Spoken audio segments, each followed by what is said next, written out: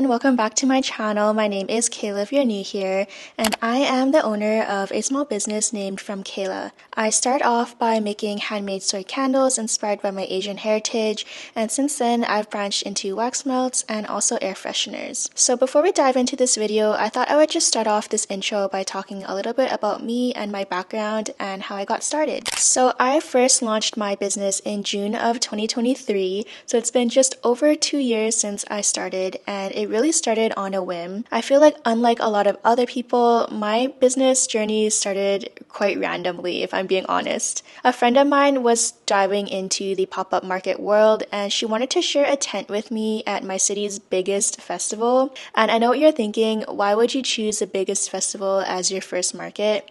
I don't know either, because that was so overwhelming for me, but basically we shared a 10 by 10 space. I had a side and she had a side. I had candles and she sold crochet flowers, so I think our products really went hand in hand. By then, she had already started her business a while ago, so she was already pulling in some repeat customers and people were really attracted to her product, and that kind of helped bring attention to my things because we were sharing the same booth. So for me, I had actually started making candles back in 2018 when I was a university student.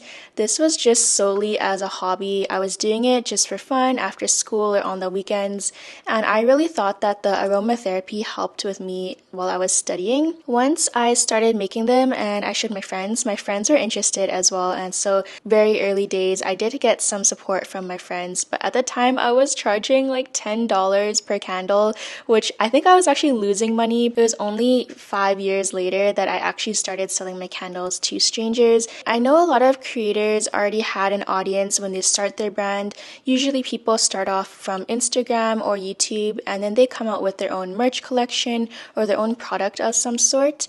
But for me, I literally started from ground zero. I created a new Instagram account with 0 followers, a YouTube account with 0 subscribers, and I just thought that it'd be fun to document everything as I was going along. I didn't really think at the time that it would be anything too serious. I just kind of wanted to do these markets to hang out with my friend on the weekend. I didn't have a big commitment when I was starting out. Again, this is probably different from a lot of other creators, but at the time I was still working my full-time career job at the hospital, and I had no intention of ever leaving that position, let alone going part-time or even casual. I already went to school in a different city. I moved across the country to get this degree. I had a lot of student loans going into it, so I just knew that at the end of the day, I did not have any plans on leaving that aside and putting all my hard work, quote unquote, to waste. So my commitment for my business was pretty low. After that first market that I had in June, I believe I took a month and a half off until my next event. If I could go back and restart things, I would definitely keep posting on my Instagram during that time. But I thought, oh, I'm not doing anything for the month and a half between June and mid-July when my next market is, so I'm not going to post anything because I have nothing to post. But in reality, I did. I was working hard in the background, late nights after work and on the weekend to make more stock, to kind of fine-tune my candle making as well. I think a good idea if you guys are just starting out a business is to start small, and then you can see how things work and you can scale up from there. At my first market, I only had 6 candle scents, which doesn't seem like a lot, and it definitely wasn't, but I think this was a good idea in the beginning because A, it was my first time selling. I had no idea what to do. I had no idea how to even use my POS system, so I borrowed one from my friend. I didn't have my own. 2, you can see what candle scents or what products you sell that people like and what people don't like. The good thing about pop-up markets is that you can get real-time feedback from real potential customers, which I think is really invaluable when you're starting out because I had no idea personally what people would like and what they didn't like, and it was a huge surprise to me that people liked the Mandarin Daifuku candle the most when I definitely thought it was going to be my personal favorite, which was the Mango Sticky Rice candle. Over time, as you go to more pop-up markets and you maybe promote your social media a little bit more, you can get a sense of what people are liking and what they don't like, and that can help you manage your inventory as well. Although I started off with 6 candle scents, I think that was really smart because for the ones that weren't so popular, like my matcha latte candle, if you know, you know. That candle was not popular, and I'm so glad that I didn't have a ginormous batch of that before I decided to change the recipe. When you're first starting off, everything seems really daunting, at least to me. I was really scared of the financial investment aspect because, of course, as a new business who is just starting out, I didn't have any outside investors. All of the things that were being purchased for my business were coming out of my own pocket, and basically my day job was helping me fund that. I needed to get things that I didn't have at home, like a tablecloth, a banner, my candle tins, my candle wicks, fragrance, wax, labels. All these things added up, and I definitely think that having my full-time day job really helped with the financial aspect of this because I wasn't fully relying on my business to help fund my lifestyle. Of course, outside of my business, I have day-to-day living expenses, and I can't just drop everything and just go all in right away. I know some people do, but to me, I feel like that's really risky. To give you an idea of how small I started out, at my first market, I didn't even have business cards. It was literally just a flat fold-out table with a tablecloth from Dollarama. It wasn't even a full-length tablecloth. I'll put a photo of it here for you guys, but I just put all of my candles out in a row, and that was basically it. I showed up with my borrowed friend's POS system, and I was like, okay, my goal today is to sell one candle. So this just started off as a fun thing, and I think that definitely let the pressure off of my shoulders a little bit because I wasn't too worried about it. I was just trying things, see what works and what doesn't work, and then I can go from there. If I were to give a rough estimate of my financial investment when I first started off, let's round it to $1,000. I needed to get a wax melter, I needed to buy my supplies, I needed to pay for my market space, which I believe at the time was $90 for one day. But of course, this is going to vary depending on your niche and what equipment your business needs. Every time I released new items, I felt like that is what ultimately gave me the motivation to keep going. Every time I would release something, people would be really excited about it and they would end up purchasing it, and that just showed me that people were liking my products. Over time, as I started to sign up for more and more pop-up markets in my community, I started to have a lot of repeat customers, which I think was so motivating and reassuring because it's really nice as an introvert at a pop-up market to see some familiar, friendly faces. And over the past 2 years, I've really gotten to know some people in my community that I don't think I would have met otherwise.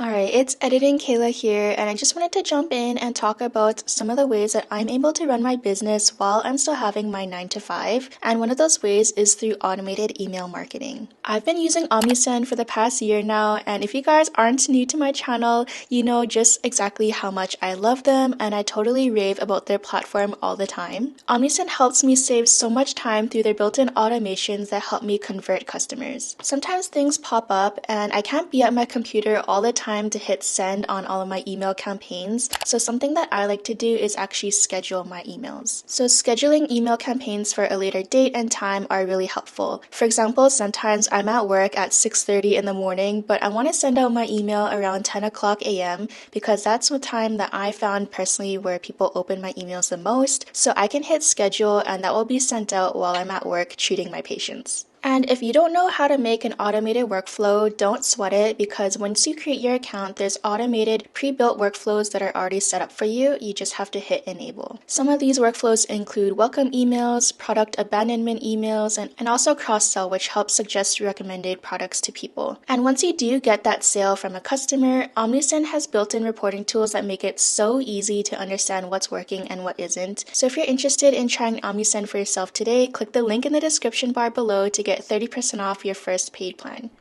By starting small with my 6 candle scents and making everything myself in-house, I really felt like I had total control over my business. And I don't know if this is a personality thing, but I find it so hard to let go of some tasks and get other people to help me. I know at the end of the day, that's the only way I can scale a handmade business, but it's just so hard because I have all these thoughts like, what if they can't do it as good as me? Or what if this person is not looking out for my best interests. Even when I have people run pop-up markets for me, I'm always wondering if I was there myself, would I be able to sell more products in person? I don't know if it's a correlation or not, but every time I get someone to table for me, the revenue is significantly less than when I table for myself. So yeah, I just have a hard time letting go of my control and asking for help. Even when I got my parents to help me label my candle tins, I was checking it over because I was like, oh my gosh, mom, you labeled this tin crooked. I have to discount it now. I think just starting off small really allowed me to fine-tune my processes, design the products that I felt proud of. I wanted to make something that I was okay with talking to about with my friends and with my family and my coworkers. I didn't want to have this sense of embarrassment of what I was doing. I wanted to have a product that I was proud to show and proud to sell to other people. Since I don't have a background in business or marketing, everything I was doing was kind of just learning as I went along. I don't have anyone in my family who has any business experience. None of my friends at the time, except for the one who was in the same market scene as me,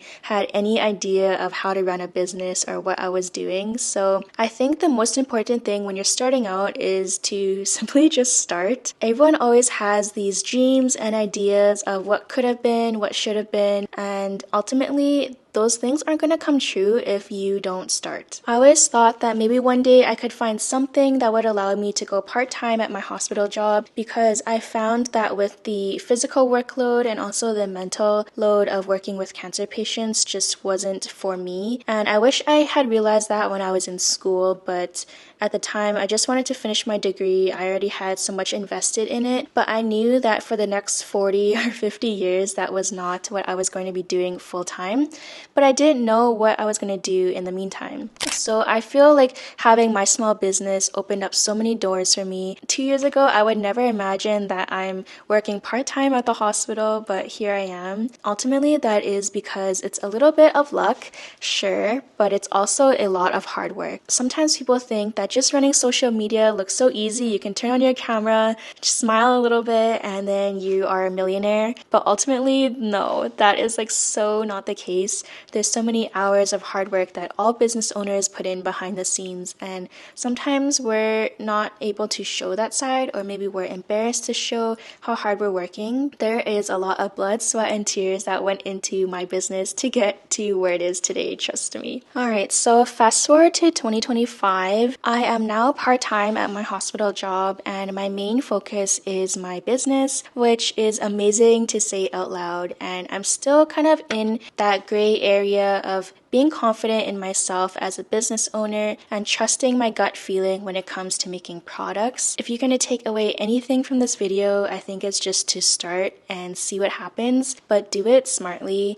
I don't think you should go all in right off the bat. Have a rough plan of what you're going to sell, who your target demographic is, where you're going to sell. Do some market research. Are you going to be pop-up markets, like in-person retail? Are you going to sell online? Are you going to sell wholesale? Like, there's so many different routes that your business can go, and I think it's important to kind of zone in on one when you're first starting out. Put a lot of focus into that, and then from there, once you find success, you can branch out and explore other options. For me, I started off with pop-up markets, and I kind of went crazy because last year, I believe I had over 40 pop-up markets alone, and that is a lot for one person who was still working full-time last year.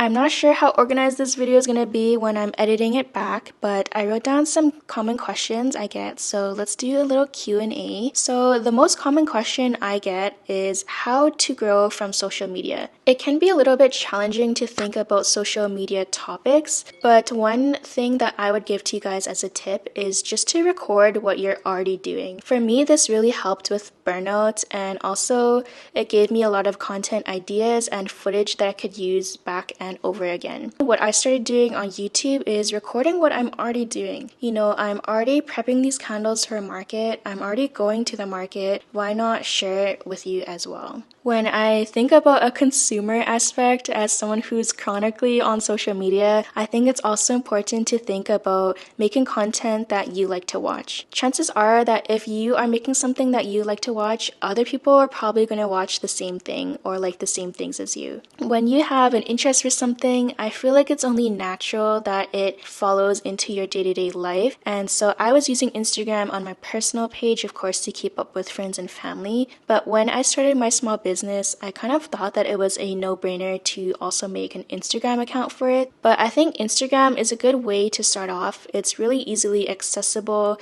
It's really easy just to use whatever equipment you have, like your phone. You don't need any fancy camera. And of course, it's going to be a little bit awkward in the beginning. You just have to keep doing it day and day, week and week, month by month, and eventually your hard work is going to pay off. My target demographic, if I could picture like a perfect From Kayla person, I feel like it would just be someone like me. That sounds so self-centered. 20s, 30s, maybe late teens, likes something aesthetic, wants to support someone local and see someone else thrive by having a small part in that. Someone who can connect with their heritage. For me, all of my candles are Asian inspired from my heritage, my childhood, things that I loved growing up. When you enjoy doing something, I think a lot of people can really tell how genuine and authentic you are, and that really shows through, especially on camera.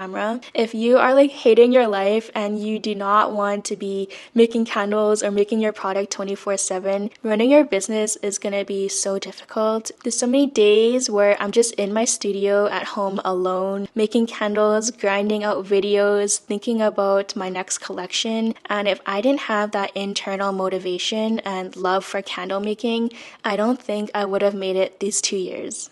So the next question is how to deal with imposter syndrome. This is something I'm still struggling with, and I think it's going to take a very long time or maybe forever to kind of get over it. But I think you really need to be a little bit delusional in the beginning and overly confident about yourself and your product, because if you don't believe in what you're making or what you're selling, how are you going to convince other people to also like your product? The last question that I get quite a lot when I have Q&As is how do you know when you're successful? This is kind of a hard question to answer because success has a different meaning to everybody. But for me, success means that I'm able to leave my full-time job where I was a little bit unhappy some days and do something that I have a lot more passion and a lot more fun doing. Once I saw that I was able to make enough money from my business that was more than what my day job was providing for me, I think that's the moment in my head where a switch flipped and I thought like, hey, I could be onto something here. And so I guess that's kind of my moment of defining successful to me. But of course, success means different things to everyone. Some people, they could classify themselves as being successful after having their first market, having their first sale, having their first retail location. I have a lot of plans for this coming summer and fall and even next year. So anyways, thank you so much for being here and making it to the end of the video. Thank you so much for watching and subscribing. And if you guys have any questions, leave them in the comments down below and I'll try my best to answer them.